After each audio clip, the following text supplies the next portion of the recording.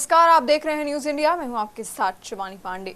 Corona काल के दौरान मनी लॉन्ड्रिंग के आरोपी आम्रपाली के ऑडिटर को पकड़ना ईडी को महंगा पड़ा है। आरोपी कोरोना जांच में पॉजिटिव पाया गया है, जिसके बाद ईडी के कई अफसर क्वारंटीन में भेजे गए हैं। वहीं जिस जज ने रिमांड स्वीकृत की, उन्हें भी क्वारंटीन कराया गया है। सेंट्रल बार एसोसिएशन ने न्यायालय को बंद करने की मांग की है।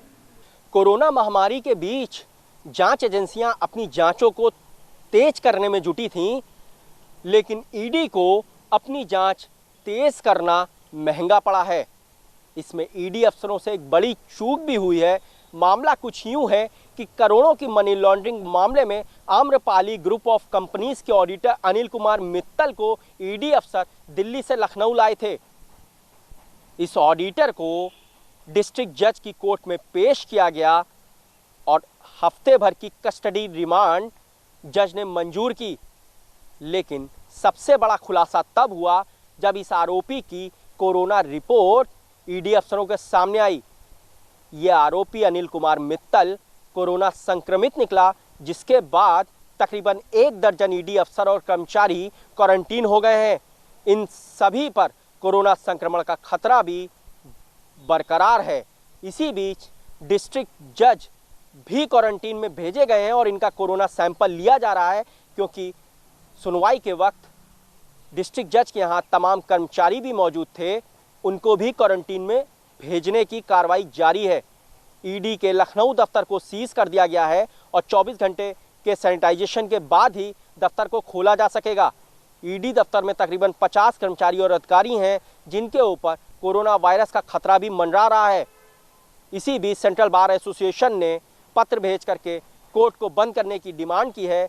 सेंट्रल बार एसोसिएशन के पदाधिकारियों का साफ तौर पे कहना है कि कोरोना संक्रमित मरीज न्यायालय में आया था। ऐसे में कोरोना वायरस तेजी से कई कर्मचारियों को भी अपना शिकार बना सकता है, इसलिए कोर्ट रूम को तत्काल बंद कर दिया जाए। फिलहाल कोर्ट रूम को बंद करने पर अभी कोई फैसला नहीं हुआ है। सीएमओ डॉक्टर नरेंद्र अग्रवाल ने न्यूज़ इंडिया से बताया कि एक सूची भेजी गई है ईडी अफसरों के पास, जिसमें जो लोग संपर्क में आए थे कोरोना मरीज के, उनके नाम मांगे गए हैं। इन सभी की कोरोना टेस्टिंग कराई जाएगी। फिलहाल ईडी अफसरों की चूक सामने आई है, क्योंकि नियमों के मुताबिक आरोपी की पहले कोरोना टेस्टिंग होनी चाहिए थी। लेकिन ईडी अफसरों की ये चूक कितने कर्मचारियों और अधिकारियों पर भारी पड़ेगी, ये फिलहाल समय ही बताएगा। कैमरामैन गौरव के साथ Manish Srivastava, news India, Lucknow. Uttar Pradesh public service commission के भर्ती घोटालों पर सीबीआई का शिकंजा कसता जा रहा है। सीबीआई पीसीएस भर्ती घोटाले की जांच तो पहले से ही कर रही थी। अब सीबीआई ने यूपीपीएससी की 4 और परीक्षाओं में धांधलियों के साक्ष्य जुटाने के बाद प्रारंभिक जांच के लिए पीई दर्ज की है। उत्तर प्रदेश लोक सेवा आयोग का घोटालों से पुराना रिश्ता है। बीते 1 दशक के दौरान चाहे बसपा की सरकार रही हो या समाजवादी पार्टी का शासन रहा हो, यहाँ पर भर्ती परीक्षाओं में जिन अभ्यर्थियों को पास किया गया, फिलहाल वो कटघरे में है। योगी सरकार ने सत्ता में कदम रखते ही सबसे पहले इन भर्ती घोटालों की सीबीआई जांच कराने की संस्तुति की थी और सीबीआई 2015 में हुई पीसीएस परीक्षा में धांधलियों की जांच भी कर रही है। इसी बीच जब सीबीआई ने 2012 से 2017 के बीच हुई भर्ती परीक्षाओं की जांच में तेजी पकड़ी, तो तमाम अन्य भर्ती परीक्षाओं में भी घोटाला बेनकाब हो गया। सबसे पहले न्यायिक सिविल सेवा यानी पीसीएस जे परीक्षा सामने आई, जिसमें बड़े पैमाने पर भर्ती घोटाले को अंजाम दिया गया है। दूसरी परीक्षा सहायक समीक्षा अधिकारी और समीक्षा अधिकारी के पदों पर हुई, जिसमें भी भर्तियों में फर्जीवाड़ों को अंजाम दिया गया है। इसमें तकरीबन 505 भर्तियां पिछली सरकारों में हुई थीं। इसके बाद मेडिकल की सीधी भर्ती के लिए जो परीक्षा आयोजित हुई, उसमें भी गड़बड़ियां हुई। सिर्फ यही नहीं, लोअर सब ऑर्डिनेट परीक्षा में भी अफसरों ने धांधलियों को अंजाम दिया और आयोग ने ओएमआर शीट तक अभ्यर्थियों की बदली। मेडिकल भर्ती परीक्षा में तो आयोग के अफसरों ने मेरिट तक को गिरा दिया। अपने चहेतों की भर्ती करने के लिए गैर मान्यता प्राप्त मेडिकल कॉलेजों के सर्टिफिकेट जिन अभ्यर्थियों के पास थे, उनको भी भर्तियों में उत्तीर्ण दिखाया गया। इन सैकड़ों भर्तियों में यूपी शासन से लेकर उत्तर प्रदेश लोक सेवा आयोग के तमाम बड़े अफसरों की गर्दनें फंसी हैं। साथ ही इन भर्ती परीक्षाओं में जिन अभ्यर्थियों को क्लियर करार दिया गया था, उनकी नौकरियों पर भी संकट मंडराने लगा है। फिलहाल आयोग के तमाम भर्ती घोटालों की जांच उत्तर प्रदेश की सीबीआई यूनिट की स्पेशल क्राइम ब्रांच ने शुरू की है और प्रारंभिक जांच के बाद पीई दर्ज की है। पीई की जांच के बाद सीबीआई के अफसरों का कहना है जल्द ही एफआईआर दर्ज की जाएगी और एफआईआर दर्ज करने के बाद विवेचना में जिन बड़े अफसरों और अभ्यर्थियों के नाम सामने आएंगे उनसे पूछताछ का दौर भी चलेगा। इससे साफ है कि योगी सरकार में भर्ती परीक्षाओं में धांधलियों के दोषियों को बख्शा कतई नहीं जाएगा। कैमरामैन गौरव के साथ मनीष श्रीवास्तव, न्यूज़ इंडिया, लखनऊ। राजधानी लखनऊ में नगर निगम द्वारा शहर के कई हिस्सों में नो वेंडिंग जोन घोषित किया गया है। चारबाग रेलवे स्टेशन के बाहर का हिस्सा भी नो वेंडिंग जोन का है, लेकिन वहां पटरी पर दुकानें लगनी शुरू हो गई हैं। कोरोना महामारी का संकट अभी समाप्त नहीं हुआ है और ऐसे में चारबाग रेलवे स्टेशन के बाहर पटरी की दुकानें लगने से कोरोना संक्रमण फैलने की आशंका बढ़ गई है। हमारे सहयोगी मनीष कुमार मिश्रा ने लखनऊ नगर निगम के नगर आयुक्त इंद्रमणि त्रिपाठी से खास बातचीत की है। मैं चारबाग स्टेशन के बाहर खड़ा हूँ और ये वो जगह है जो कोरोना के पहले में यहाँ पे लाइन से लगातार दुकानें सजती थी। ये नो वेडिंग जोन एरिया है। नगर निगम ने इसको नो वेडिंग बना रखा है। अवैध तरीके से पार्किंग, अवैध तरीके से दुकानें, अवैध तरीके से लोग यहाँ पे खड़े हो। तो सबसे बड़ी बात यह है कि ये कोरोना महामारी में जहाँ सरकार कह रही है कि सामाजिक दूरी बनाए रखें, सोशल डिस्टेंसिंग बनाए रखें, मास्क लगाएं, कई लोग आपको मिलेंगे जो मास्क नहीं लगा रहे हैं। तो ऐसे में अगर ये दुकानें खुल जाती हैं, इसके लिए जिम्मेदार कौन है? कहा जाता है कि ना क्या पुलिस है, नगर निगम है, जिला अधिकारी, डीएम, आवास है। 3 नोडल एजेंसियां हैं, तीनों को इस पर नज़र रखनी है। तो आखिर क्यों ये दुकानें फिर से लगने लगी? क्या इनके लिए वेडिंग जोन नहीं होना चाहिए या किसके सह पे, किसके कहने पे ये दुकानें लगेंगी? और कोरोना महामारी अभी ख़त्म नहीं हुई है, ऐसे में अगर ये दुकानें लगेंगी और लोगों की भीड़ जुटेगी तो क्या कोरोना संक्रमण की स्थिति भयावह नहीं हो सकती है? या जो बीमारी होगी संक्रामक नहीं हुई? एक तरफ से रेलवे स्टेशन से लोग उतरेंगे, यहाँ आके भीड़ लगाते हैं, तमाम जगहों से आने जाने वाले लोग हैं। तो क्या इस पे सरकार को ध्यान देने की ज़रूरत नहीं है? या जो भी जिम्मेदार प्रशासन है इसकी जिम्मेदारी ले और इस तरह की दुकानें लगें, इनको जगह दी जाए ताकि इस तरह के भीड़ भाड़ वाले इलाकों में न लगे। कैमरा पर्सन पीसी के साथ Manish Mishra, news India, Lucknow. Corona महामारी का संकट जारी है और सभी महानगरों में काफ़ी सावधानी एहतियात बरते जा रहे हैं। एक तरफ मुख्यमंत्री रेहड़ी पटरी खोमचा वालों को की मदद कर रहे हैं, सामान्य स्थिति लाने की कोशिश। दूसरे तरफ कुछ ऐसे राजधानी लखनऊ में नगर निगम ने कुछ क्षेत्रों को नो वेडिंग जोन घोषित कर रखा है। उसमें चारबाग का जो बाहर का इलाका है, चूँकि रेलवे स्टेशन से हज़ारों यात्री आते जाते हैं, वहाँ अगर पुरानी स्थिति फिर से अगर बहाल होती तो क्या कोरोना संक्रमण की स्थिति या खतरा उत्पन्न नहीं होगा? हम इसी पर बातचीत करेंगे लखनऊ नगर निगम के नगर आयुक्त इंद्रमणि त्रिपाठी जी से। वहाँ पे जो बाहरी हिस्सा है, हज़ारों यात्री, अभी तो खैर धीरे धीरे स्थिति सामान्य हो रही है, तो कुछ दुकानें लगनी शुरू हो गई हैं। जो मार्च के पहले की स्थिति थी वो बहुत ही ख़राब थी। आप खुद भी आप जाके आपने देखा होगा। एक बार कोरोना के ये जब लॉकडाउन था उस समय भी आप लोगों ने डीएम के साथ विजिट किया कि कहा गया कि यहाँ पे इस तरह की चीज़ नहीं होगी और इसको कहीं और शिफ्ट किया जाएगा। तो क्या हज़ारों यात्री आए जाएंगे और उस तरह की फिर दुकानें लगेंगी तो कोरोना अभी पूरी तरह से ख़त्म नहीं, दिक्कत नहीं होगी? देखिए, जीवन जीने का हर आदमी को हक है, चाहे वेंडर हो, चाहे आम आदमी हो, या कोई शहरी हो या व्यापारी हो। तो वेंडर्स के लिए नई पॉलिसी भी गवर्नमेंट ला रही है और सबसे ज़्यादा नीडी लोग आज की डेट में वेंडर्स हैं कि 3 महीने में उनको लॉकडाउन में बंदी के कारण उनको कुछ आर्थिक जो उनकी क्षति हुई है उस पर 10,000 रुपये का भी हम लोग वो कर रहे हैं। हम लोगों ने चारबाग और अमीनाबाद 2 क्रिटिकल पॉइंट्स थे जिनके लिए पुलिस और प्रशासन के साथ मिलकर हम लोगों ने प्लान बनाया था। चारबाग में यूएमटीसी के साथ मिलकर प्लान बनाया गया है कि रविंद्रालय जो है उसके किनारे किनारे 2 लाइनों में हम उन्हें शिफ्ट करेंगे। फिर द्वारिकापुरी की तरफ आगे जब जाते हैं तो वहाँ हम लोग शिफ्ट करने के, वहाँ उनका कंस्ट्रक्शन वर्क भी चल रहा था। हम लोगों की ड्राइंग डिज़ाइन तैयार हो चुकी है। अब हम लोग फाइनली चारबाग पे कल बैठक है, कल की बैठक के बाद उन्हें वहाँ मौके पे शिफ्ट करेंगे और प्रयास रहेगा हमारा कि हम वो पुराना कयास न रखें, हम लोग अलग अलग जगहों पे उनको रोज़गार भी दे दें और शिफ्टिंग भी कर दें जिससे उनका अर्थव्यवस्था उनकी जो वो चलती रहे। साथ साथ जो जैसा आप बता रहे हैं कि सामाजिक दूरी नहीं होती थी और प्रॉब्लम होती थी वो भी ना। एक चीज़ और भी है, जैसे 21 कंटेनमेंट जोन की बात कही जा रही है, सीएमओ ने कहा है, चूँकि आप लगातार मॉनिटरिंग कर रहे हैं, तो क्या ये जो कंटेनमेंट जोन है वहाँ आने जाने की जो स्थिति है, तो क्या वो जो सामान्य जोन है, जो कंटेनमेंट एरिया नहीं है, तो वहाँ से संपर्क होना या उस एरिया को लेकर सैनिटाइजेशन करना या वहाँ से दूरी बनाए रखने की नगर निगम क्या मतलब जिला प्रशासन के साथ क्या भूमिका अदा कर रहे हैं? देखिए, कंटेनमेंट जोन का जो कॉन्सेप्ट है, अगर क्लस्टर में 3 या 4 या 2 जितने भी अगर कोविड पॉजिटिव पाए जाते हैं तो उसे कंटेनमेंट जोन सीएमओ साहब की तरफ से और जिला प्रशासन घोषित करता है। नगर निगम अपनी सैनिटाइजेशन का प्रोटोकॉल और भी जो प्रोटोकॉल है उसे फॉलो करता है। जो ईपी सेंटर होता है, उस ईपी सेंटर से 250 मीटर की जो दूरी है उसको वो एक अलग जोन में घोषित करते हैं। उसके बाद फिर बफर जोन का एक एरिया घोषित होता है, तो उसमें हम लोगों का बैरिकेटिंग होती है। बैरिकेटिंग के बाद पुलिस अपना काम करती है, नगर निगम अपने प्रोटोकॉल को फॉलो करता है। बट अब तक जो कंटेनमेंट जोन का चूँकि रेगुलर मेरे द्वारा विजिट किया जाता है, तो लोग बाग फॉलो कर रहे हैं कंटेनमेंट एरिया के भीतर। कंटेनमेंट जोन के बाहर जो बफर जोन है उसमें सारी एक्टिविटी अलाउड रहती है, तो वो अपना काम कर रहे हैं।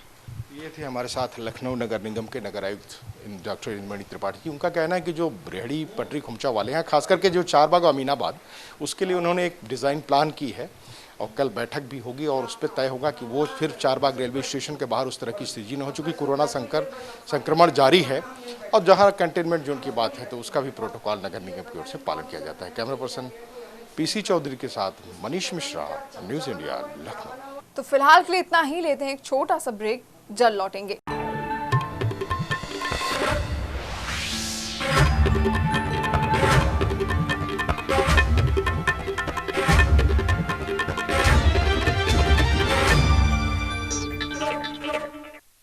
लखनऊ नगर निगम कोरोना काल के बीच भी घोटालों से बाज नहीं आ रहा है। खासतौर पर कमीशन खोर इंजीनियरों की मनमानी नगर आयुक्त भी नहीं रोक पा रहे हैं। इंजीनियरों ने करोड़ों के अधूरे कामों से जुड़ी भुगतान की फाइलें तैयार कर डाली हैं। सिर्फ यही नहीं, तमाम फाइलें बढ़े भुगतान की भी पकड़ी गई हैं। कुछ ही दिन पहले खुलासा हुआ था कि लखनऊ नगर निगम में अफसरों और कर्मचारियों ने सैनिटाइजर की बोतलों का फर्जी भुगतान लेने का प्रयास किया था। नगर आयुक्त इंद्रमणि त्रिपाठी को मेयर ने पत्र भेजकर भ्रष्टाचार पर शिकंजा कसने और जांच की बात कही थी, लेकिन नगर आयुक्त ने मेयर के पत्र को ही झूठा करार दिया। लेकिन सच्चाई यही है कि लखनऊ नगर निगम में कोरोना काल के बीच भ्रष्टाचार का ग्राफ भी तेजी से बढ़ रहा है। लखनऊ नगर निगम के अफसरों और इंजीनियरों ने करोड़ों के ऐसे कामों की फाइलें तैयार की जो पूरी तरह अधूरे थे, लेकिन इन कामों को पूरा दिखा करके करोड़ों का बजट ठेकेदारों के जरिए हड़पने की साजिश रची गई। फाइलें जब लखनऊ नगर निगम के आयुक्त इंद्रमणि त्रिपाठी के पास पहुंची तो खुलासा हुआ कि तकरीबन 35 करोड़ के ऐसे काम थे जो या तो अधूरे थे या फिर शुरू ही नहीं हुए थे। इसके बावजूद ठेकेदारों को एडवांस पेमेंट करने की साजिश देखकर नगर निगम के जिम्मेदार अफसर भी चकरा गए। इंजीनियरों के पेच कसे गए, लेकिन अभी तक नगर आयुक्त ने किसी भी प्रकार की जांच की शुरुआत नहीं की है। तकरीबन 115 करोड़ के ऐसे काम थे जिनकी फाइलें तैयार हुई थीं। इन फाइलों को खुद नगर आयुक्त ने पकड़ा है, जिसमें 40 करोड़ के काम ही पूरे थे और फाइलें तकरीबन 70 करोड़ से ज़्यादा की तैयार कर दी गईं। सिर्फ यही नहीं, लखनऊ नगर निगम का एक और घोटाला सामने आया जब पीडब्ल्यूडी ने नगर निगम की फाइलें जांच में ऐसी पकड़ी कि क्या कहा जाए। लखनऊ नगर निगम के इंजीनियरों ने इन फाइलों में ओवर एस्टिमेट किया था। हर फाइल में पीडब्ल्यूडी ने ये पकड़ा है तकरीबन 2-4 लाख रुपए ज़्यादा ओवर एस्टिमेट बनाया गया था।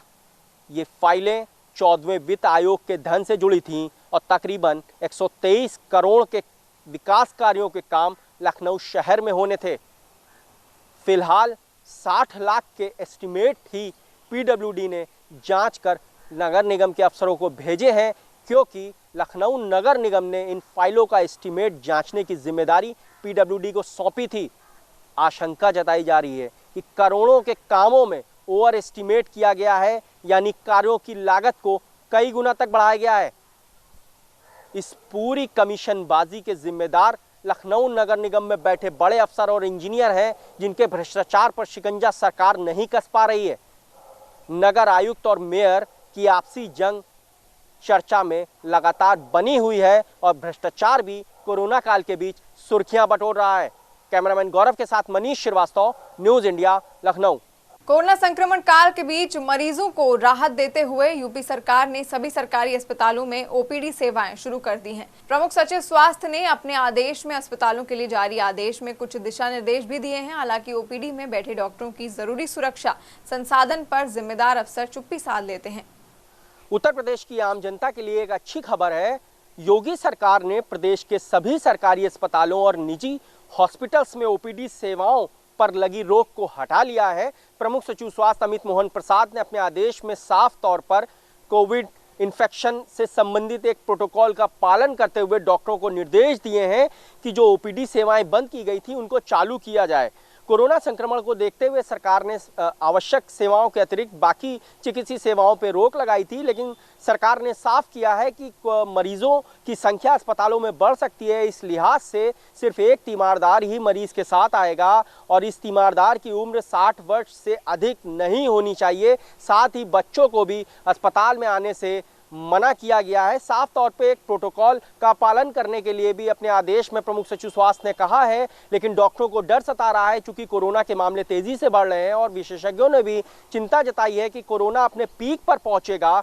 ऐसे में जब पूरे देश में कोरोना वॉरियर्स को वायरस जकड़ रहा है, लखनऊ में भी तमाम मौतें हुई हैं, उत्तर प्रदेश के तमाम डॉक्टर्स और चिकित्सीय स्टाफ कोरोना संक्रमण की चपेट में आए हैं। ऐसे में अगर अस्पतालों में भीड़ बढ़ेगी तो निश्चित तौर पे कहीं ना कहीं कोरोना वॉरियर्स संक्रमण का शिकार होंगे। हालांकि डॉक्टर्स ओपीडी के कमरे में पीपी किट पहन करके बैठेंगे या जो ज़रूरी सुरक्षा इंतजामात हैं वो कोरोना वॉरियर्स के लिए किस प्रकार से होंगे, सरकार ने ये स्पष्ट नहीं किया है। हालांकि प्रमुख सचिव स्वास्थ्य के आदेश में है कि जो भी हॉस्पिटल में मरीज आएंगे उनकी पहले स्क्रीनिंग की जाएगी, इंफ्रारेड थर्मामीटर रखा जाएगा, मास्क पहनेंगे मरीज और तीमारदार। साथ ही जिन मरीजों में जुकाम, बुखार और सर्दी जैसे तमाम ऐसे लक्षण जो कोरोना के दिखते हैं उनके लिहाज से एक अलग कमरे में इनको पहले रखा जाएगा और इनको पंजीकरण काउंटर पर जाने की अनुमति नहीं होगी। और जिन हॉस्पिटल्स या स्वास्थ्य केंद्रों में पंजीकरण काउंटर कम होंगे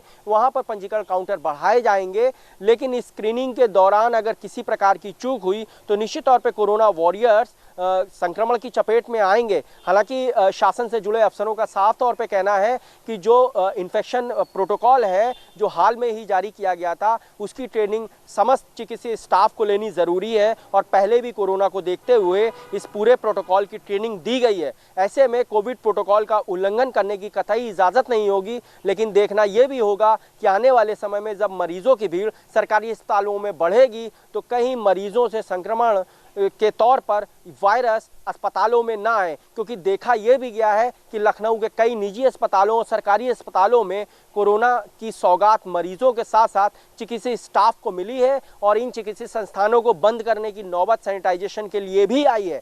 ऐसे में पूरे उत्तर प्रदेश के तमाम जिलों में किस प्रकार से स्वास्थ्य सेवाओं को सुनिश्चित किया जाएगा, ये एक बड़ा सवाल है। कैमरामैन गौरव के साथ Manish Srivastava, news India, Lucknow. Corona काल में सोशल डिस्टेंसिंग को बढ़ावा देने की नीयत से लखनऊ डीएम अभिषेक प्रकाश ने अनूठी पहल की है। लखनऊ कलेक्ट्रेट में वर्चुअल जन सुनवाई की शुरुआत की गई है। इस मुहिम से लखनऊ के ब्लॉकों और तहसील दफ्तरों को भी जल्द जोड़ा जाएगा। लखनऊ के डीएम अभिषेक प्रकाश ने कलेक्ट्रेट में वर्चुअल जन सुनवाई सिस्टम को प्रारंभ किया है। अब फरियादियों को कलेक्ट्रेट में प्रवेश के बाद अफसरों के चक्कर नहीं काटने पड़ेंगे। प्रवेश द्वार के पास ही वर्चुअल जन सुनवाई सिस्टम के उपकरणों को लगाया गया है। सर्वर के जरिए सिस्टम को डीएम समेत सभी अफसरों के कमरों से इंटरनेट के जरिए कनेक्ट किया गया है। सर्वर के जरिए सिस्टम को डीएम समेत सभी अफसरों के कमरों से इंटरकनेक्ट किया गया है। सबसे पहले हुसैनाबाद के इरशाद अहमद ने खतौनी से संबंधित समस्या बताई। डीएम ने इसे एडीएम प्रशासन को भेज दिया। लखनऊ डीएम ने वर्चुअल जन सुनवाई सिस्टम के जरिए 2 दर्जन से अधिक लोगों की समस्याओं को सुना।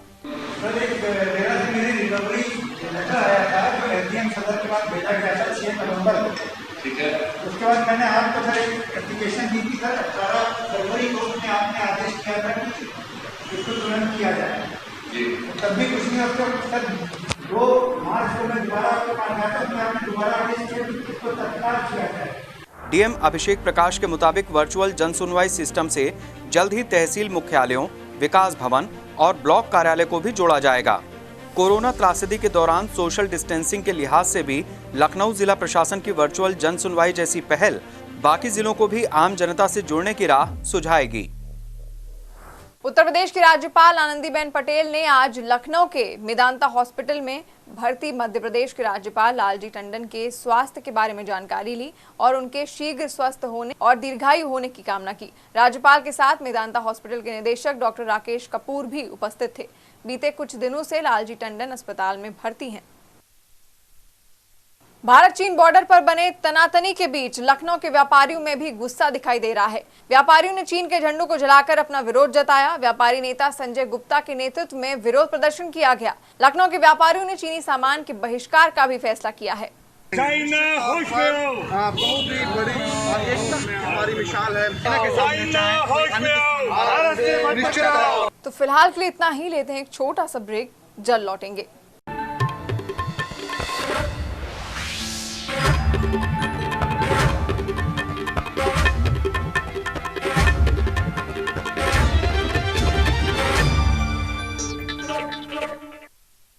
ब्रेक के बाद एक बार फिर से आपका स्वागत है।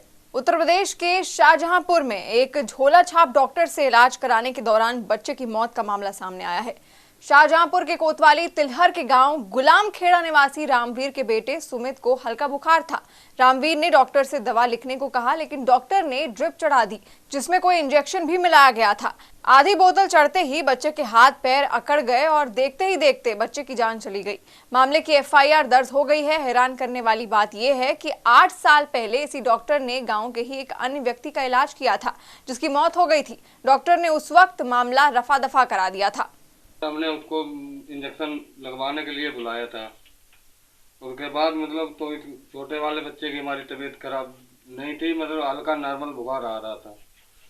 तो हमने देखा, हमने कहा कोई टेबलेट वगैरह हो तो दे दें आप।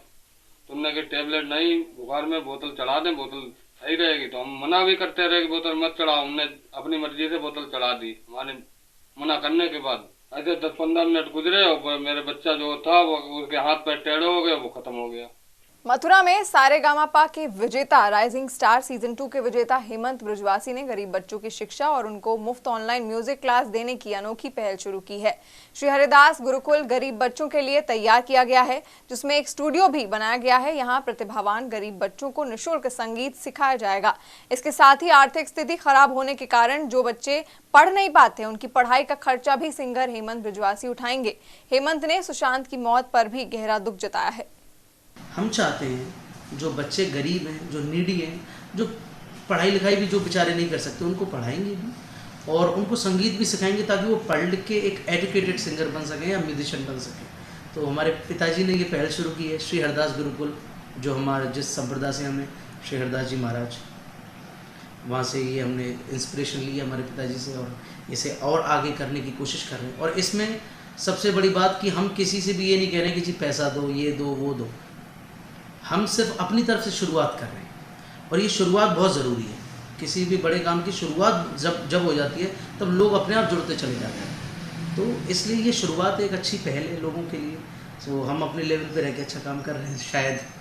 यूपी के कौशाम्बी जनपद की कोखराज थाना और एसओजी पुलिस ने 2 व्यक्तियों को गिरफ्तार किया है। इनके पास से लगभग 800 साल पुराने मुगल कालीन सिक्के बरामद हुए हैं। दोनों व्यक्ति 171 बेशकीमती सिक्कों को बेचने के लिए बाजार जा रहे थे। गिरफ्तार किए गए दोनों व्यक्तियों के मुताबिक मुगल कालीन सिक्के घर की नींव खुदाई के दौरान मिले थे। सिक्के बरामद होने के बाद पुलिस अब इनका परीक्षण करवा रही है, जबकि गिरफ्तार किए गए दोनों व्यक्ति जेल भेज दिए गए हैं। अपर पुलिस अधीक्षक कौशाम्बी के मुताबिक सैनी कोतवाली के भौतर गांव निवासी मुकेश पुरी अपने मकान का निर्माण करवा रहे थे। नींव खुदाई के दौरान लगभग 800 साल पुराने मुगल कालीन सिक्के निकले, जिसे बेचने के लिए वो अझुआ बाजार के अर्जुन सोनी के पास पहुंचे। सर्राफ अर्जुन सोनी ने सिक्कों का परीक्षण करने के बाद मुकेश को बताया कि इसकी कीमत भरवारी कस्बे के व्यापारी अधिक दे सकते हैं। इस बीच पुलिस को जानकारी हुई तो उन्हें कोखराज थाना के नजदीक से गिरफ्तार कर लिया गया। इन सिक्कों का परीक्षण पुरातत्व विभाग द्वारा कराया जाएगा, जिसके बाद असली कीमत का पता चल सकेगा। फिलहाल लिखापढ़ी के बाद दोनों व्यक्तियों को जेल भेज दिया गया है। थाना कोखराज में 2 व्यक्तियों के पास से लगभग 171 सिक्के लगभग 600 ग्राम वजन के बरामद हुए हैं और इन्हें गिरफ्तार कर लिया गया है। मुकदमा लिखा गया और सिक्कों को जो है परीक्षण के लिए भेजा जाएगा और इसको अभी सतलत कार का बताया जा रहा है। दोनों अभियुक्तों को इस गिरफ्तारी करके जेल भेजा जाएगा। उत्तर प्रदेश के कौशाम्बी पुलिस व गौ तस्कर के बीच पिछले 24 घंटों में दूसरी मुठभेड़ हुई है। पुलिस मुठभेड़ में 25,000 के अंतर जनपदीय इनामी गौ तस्कर के पैर में गोली लगी है। कोखराज थाना क्षेत्र के गंगसरी गांव के नजदीक गंगा के कछार में हुई इस मुठभेड़ में घायल गौ तस्कर के ऊपर 1 दर्जन मुकदमे दर्ज हैं। घायल गौ तस्कर को जिला अस्पताल में भर्ती कराया गया है। कोखराज थाना पुलिस को सूचना मिली थी कि सिहोरी गांव में रहने वाले अंतर जनपदीय 25,000 रुपए का इनामी गौ तस्कर राशिद गंगसरी गांव के नजदीक गंगा के कछार में गोकशी की फिराक में है। सूचना पर कोखराज पुलिस और एसओजी की टीम ने गौ तस्कर राशिद की घेराबंदी की। पुलिस टीम से अपने को घिरा देखकर राशिद ने फायरिंग करना शुरू कर दिया, जिस पर पुलिस टीम ने भी जवाबी फायर किया। इससे पहले सोमवार की शाम को चरवा कोतवाली पुलिस की अंतर जनपदीय 15,000 के 2 गौ तस्कर से मुठभेड़ हुई थी, जिसमें एक गौ तस्कर घायल हुआ था। चरवा पुलिस ने दोनों गौ तस्करों को जेल भेज दिया था। पुलिस अधीक्षक अभिनंदन का कहना है कि गौ तस्कर राशिद आसपास के जनपदों में भी सक्रिय रहा है। राशिद के ऊपर गौवध अधिनियम के अलावा गैंगस्टर आदि के कई मुकदमे दर्ज हैं। मुठभेड़ में घायल गौ तस्कर के खिलाफ विधिक कार्रवाई कर जेल भेजा जाएगा। आज एक 25,000 रुपये का इनामिया आज गिरफ्तार हुआ है। उसका नाम राशिद है और ये यहाँ जनपद में तमाम जो गोकशी की घटनाएं होती थी उसमें संलिप्त रहता था। इसके अलावा इस पर गैंगस्टर और गुंडा के तहत भी कार्रवाई हो चुकी है।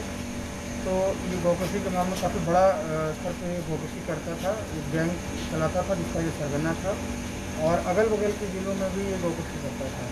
इस प्रकार हम लोगों ने आज एक अच्छी सफलता प्राप्त की है, जिसको हम लोगों ने पुलिस मुठभेड़ के दौरान गिरफ्तार किया है और आगे की विधिक कार्रवाई हम लोग कर रहे हैं। लखीमपुर खीरी में गोला थाना के लक्ष्मी नगर कॉलोनी में एलएलबी कर रहे छात्र का शव संदिग्ध अवस्था में पंखे से लटकता हुआ पाया गया। मृतक के भाई ने बताया कि शाम को मृतक से फोन पर बात भी हुई थी, लेकिन जब सुबह उसका फोन लगाया गया तो फोन नहीं उठा। मामला संदिग्ध जानकर जब वो अपने भाई के घर जा पहुंचा तो कमरे में बाहर से कुंडी लगी थी। कमरे का दरवाजा खोलने पर पंखे से झूलता हुआ भाई का शव दिखाई दिया, जिससे उसने अपने परिजनों सहित पुलिस को खबर दी। मौके पर पहुंची पुलिस ने शव को उतरवाकर पोस्टमार्टम के लिए जिला मुख्यालय भेज दिया है और तहरीर मिलने के बाद आगे की जांच में जुट गई है। जब हमने शाम को फ़ोन किया तो फ़ोन से हमारी और मोनू की बात भी हुई। उसके बाद शाम को खाना खाने के बाद जब फ़ोन किया गया तो उन्होंने बताया कि हम खाना पीना खा के आराम से सोएंगे, फिर सुबह बात होगी। तब सुबह लगाया गया फ़ोन तो सुबह कोई बात ऐसी नहीं हुई, ना फ़ोन उठा, रिंग पर रिंग जाती रही, कोई बात की कोई नहीं। जब अन्यथा कोई बात नहीं हो पाई तब हम लोग वहाँ से आए तो हमने अपने हाथ से कुंडी खोली। कुंडी बाहर से बंद हुई थी और अंदर मोनू लटके हुए थे कमरे में। संभल में प्रेमिका की गला दबाकर हत्या करने का मामला सामने आया है। युवती को नोएडा से भगाकर संभल लाया गया था। हत्याकांड के बाद शव को घर में ही छिपाया गया था। ग्रामीणों की सूचना पर मौके पर पहुंची पुलिस ने प्रेमिका का शव बरामद किया। पुलिस ने युवती के प्रेमी और उसके माता-पिता को हिरासत में लिया है। पुलिस ने शव को पोस्टमार्टम के लिए भेज दिया है। पूरा मामला संभल के थाना रजपुरा के गाँव कमालपुर का है।